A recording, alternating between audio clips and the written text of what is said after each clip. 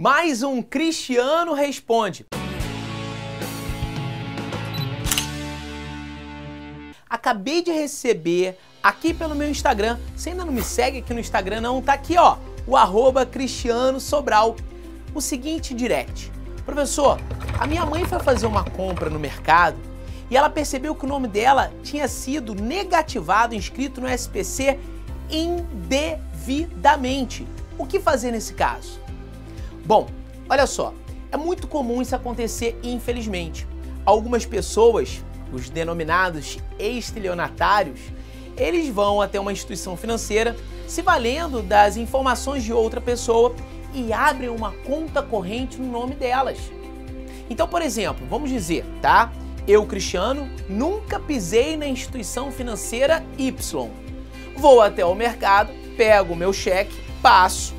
E aí, no momento da análise desse cheque, a moça do caixa diz assim, eu não posso aceitar o seu cheque porque o seu nome está negativado pela instituição Y. Peraí, negativado? Como assim? É apontado lá no SPC pela instituição Y. Mas eu não tenho conta nessa instituição Y. Ou seja, um estelionatário foi lá e abriu uma conta corrente. Ele tinha meu CPF, a minha identidade. Infelizmente, essas informações hoje rodam, não é? Tem gente até que compra essas informações.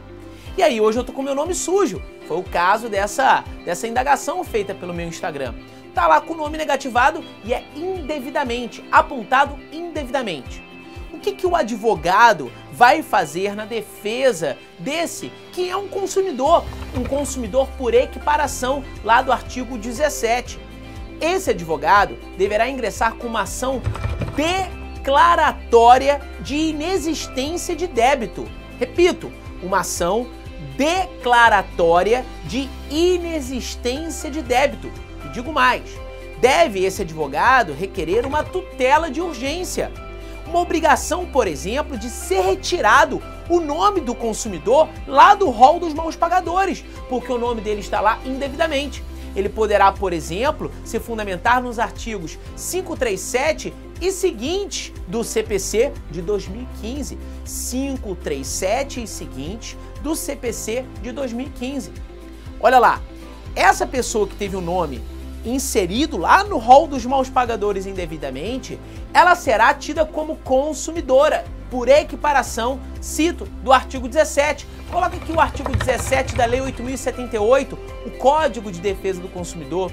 Equiparam-se a consumidores aqueles que são vítimas de um acidente de consumo.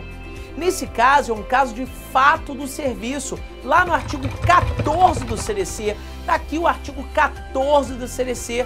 Uma falha na prestação de serviço bancário gerou esse dano para esse consumidor. Ele pode se valer do artigo 6º, inciso 6º. Tá aqui o artigo 6º, inciso 6º CDC. Para quê, Cris? O artigo 6º, inciso 6º. Para ele pedir a reparação do dano. Então, caso de reparação do dano, artigo 6º, inciso 6º. Pode esse consumidor requerer a inversão do ônus da prova? Sim. Na prática, se usa muito o artigo 6º, inciso 8º. Tá aqui o artigo 6º, inciso 8º. Mas, na minha pequena opinião, não haveria nem a necessidade de se requerer a inversão do ônus da prova. Porque, como é caso de fato do serviço, o artigo 14 do Código de Defesa do Consumidor, estaríamos diante de uma inversão ope legis. E na inversão ope legis, o juiz deve inverter o ônus da prova. Está aí, por exemplo, no artigo 14, parágrafo 3º, inciso 2º. Então, olha só, deixa eu te dizer, aproveitar até esse vídeo aqui para explicar. No Código de Defesa do Consumidor, existe doutrina e jurisprudência que diferenciam a inversão ope legis, que está, por exemplo, no artigo 12, parágrafo 3º, inciso 2º, 14, parágrafo 3º, inciso 1º, tá? 14, parágrafo 3º, inciso 1º, e o artigo 38.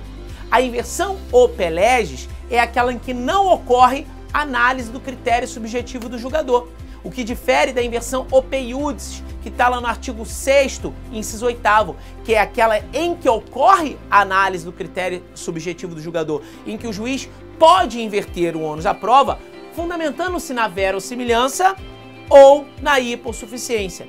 Eu espero que eu tenha ajudado a mãe dessa pessoa que me indagou pelo Instagram. Tá aqui de novo meu Instagram, o @Cristiano Sobral. Me perguntou: Cris, a minha mãe tá com o nome negativado lá indevidamente, porque ela foi no mercado fazer uma compra e foi surpreendida.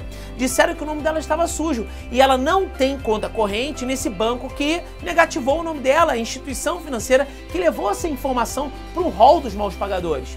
Ela ingressa com uma ação declaratória de inexistência de débito, pede lá um pedido de tutela de urgência para que o nome seja retirado, vai se valer do artigo 537 e 538 do Código de Processo Civil. E te digo mais, pode ela então propor ação no juizado ou na vara civil, por exemplo.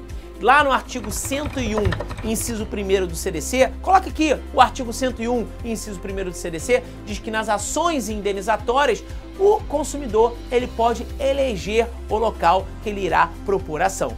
Fica aqui mais um Cristiano Responde. Se você ficou com o nome sujo indevidamente, você ingressa com uma ação declaratória de inexistência de débito. Tchau!